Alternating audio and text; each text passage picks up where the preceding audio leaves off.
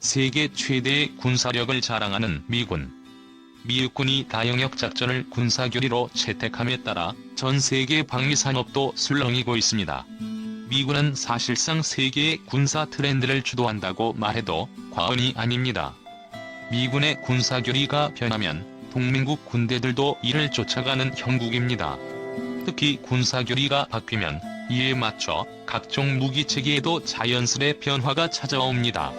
이름만 들어도 알 수 있는 M1 에이브럼스 전차, M2 브래들리 장갑차, UH-60 블랙호크 기동 헬기, AH-64 아파치 공격 헬기 등의 무기체계들은 과거 미 육군의 공지전투 교리에 따라 만들어졌습니다.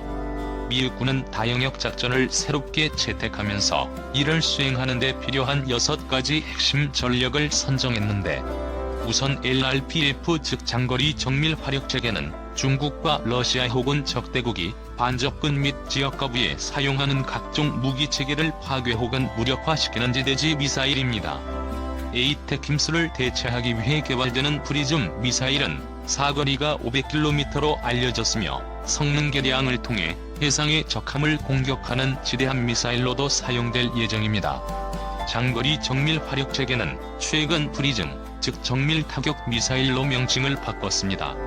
프리즘은 2019년 8월 미국이 러시아와의 중거리 핵전력 조약을 파기하면서 향후 사거리가 1000km 가까이 향상될 계획입니다.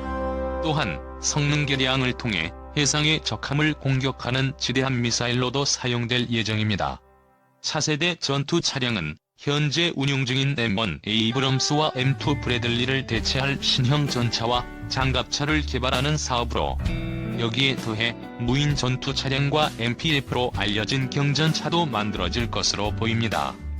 과거 미 육군은 M551 쉐리던 경전차를 운용했지만 1997년 이후 대체 전차 없이 퇴역시켰습니다.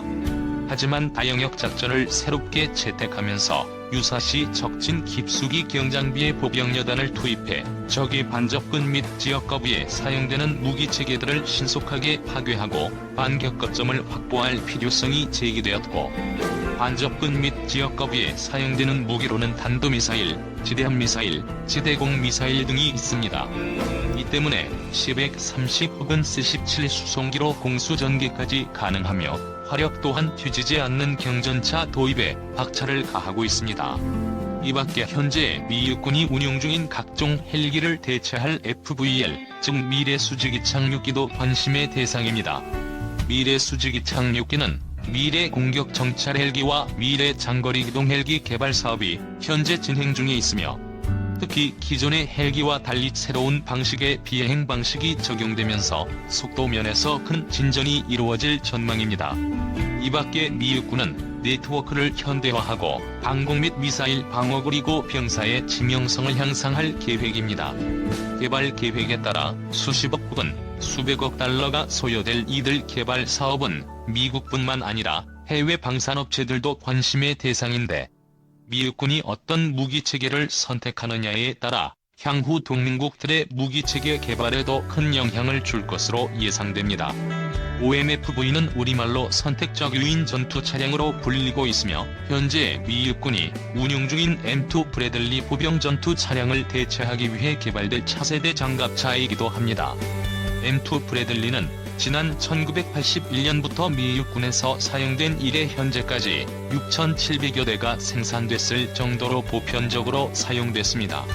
M2 브래들리는 미 육군이 이전에 사용하던 M113과 달리 보병 전투 지원이라는 새로운 개념이 도입된 장갑차였습니다.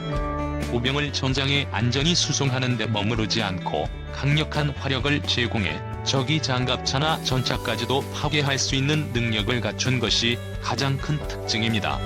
특히 지난 1990년 걸프전 당시 M2 브래들리 장갑차는 4일 동안 벌어진 100시간 지상전에서 25mm 기관포와 토우 대전차 미사일을 이용해 이라크군의 전차와 장갑차를 파괴하며 전장을 주도했습니다. 하지만 이 과정에서 20여 대의 M2 브래들리 장갑차가 파괴되었는데, 파괴된 20여 대 가운데 17대는 아군의 오인 사격으로 인한 피해였습니다. 브래들리 장갑차는 2003년 이라크 전쟁 때도 이러한 명성을 이어갔습니다. 또한 지속적인 성능 개량을 통해 최상의 전투 능력을 갖추게 되었지만 어느덧 개발된 지 30여 년이 지나면서 전장에서의 활용성을 높일 필요성을 느낀 미 육군은 M2 브래들리를 대체할 신형 장갑차를 개발하기로 결정했습니다. 2003년 미 육군이 야심차게 추진하던 FCS, 즉 미래전투 체계의 일환으로 M2 브래들리를 대체할 MGV의 개발 진행을 계획했습니다. 기존의 M2 브래들리보다 가볍고 수송이 용이한 MGV는 공통형 차체를 사용해 정찰에 특화된 기병 전투 차량, 전차, 보병 전투 차량, 자주포 등 다양한 파생형 차량을 만들 예정이었습니다. 하지만 우리나라 돈으로 35조 원 넘게 예산이 들어간 미 육군의 미래전투 체계는 기술적 한계로 결국 실패로 돌아갔습니다. 2010년 미 육군은 GCV 보병 전투 차량이라는 이름으로 M2 브래들리 대체 장갑차 개발을 이어갔지만 이 사업도 2014년 2월에 취소됐습니다. 한동안 공백기를 가졌던 M2 브래들리 대체 장갑차 개발이었지만 전환점을 맞이하게 되는데 미 육군이 다영역 작전을 새로운 군사교리로 채택하면서 OMFV로 새롭게 명명되었고 중요성도 높아졌습니다. 지난해 1월 OMFV 사업의 시제 차량으로 독일 라인메탈과 미국의 레이시온이 팀을 이룬 링스 KF-41과 제너럴 다이나믹스 지상 사업부가 만든 그리펜 3이 선정되었습니다.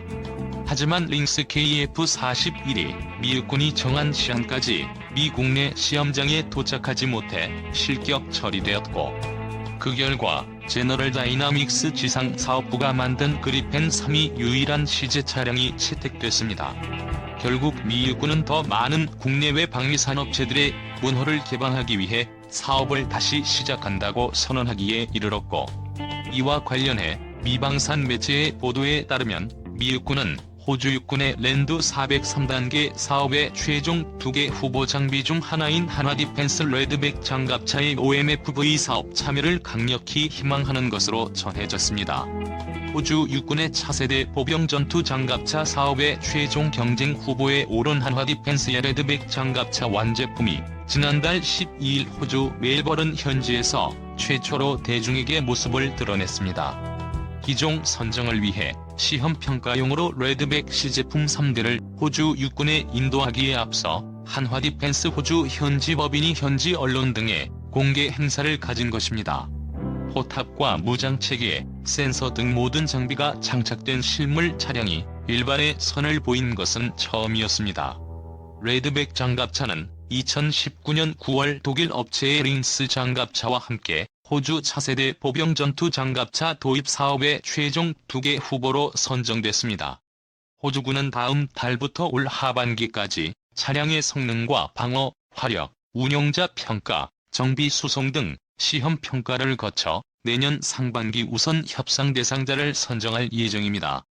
호주의 차세대 보병 전투 장갑차 사업은 장갑차 구입과 훈련, 각종 지원 체계와 시설 건설 등을 포함해 최대 20조 원이 투입될 예정인 초대형 프로젝트이기에 이목이 집중됐습니다. 호주에 서식하는 맹독성 붉은 등거미의 이름을 딴 레드백 장갑차는 최고 시속 65km로 야지를 달릴 수 있고 항속거리가 520km에 달합니다. 한국군이 실전 운용 중인 K-21 보병 전투 장갑차에 K9 자주포의 파워팩을 장착해 방호력과 기동성을 대폭 강화했으며 주요 무장은 30mm 주포와 7.62mm 기관총, 대전차 미사일을 장착했습니다. 차량 내부에서 특수 헬멧을 쓰면 전차 외부의 360도 전방향을 감시할 수 있고 전투기에 탑재되는 능동 이상 배열 레이더 AESA를 통해 장갑차로 날아오는 적의 대전차 미사일 등을 포착해 미사일을 쏴 요격하는 능동방어 시스템도 갖추고 있습니다.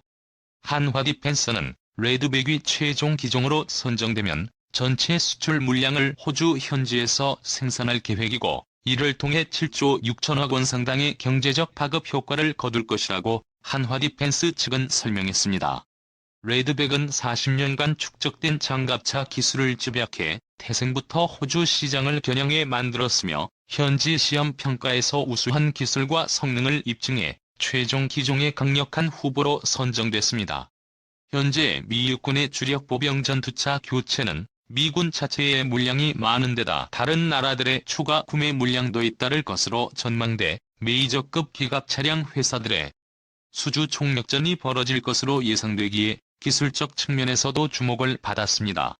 하지만 미 육군의 요구 성능 기준은 전 세계적으로 까다롭기로 소문이 나 있고, 미군 측에서 제시한 기준은 향후 세계 장갑 차량 개발과 기술 발전의 방향을 결정할 것으로 보이는 만큼 한국도 자체 기술 개발로 이 같은 방향성에 발맞추며 세계 시장 도전을 모색하고 있는 상황입니다.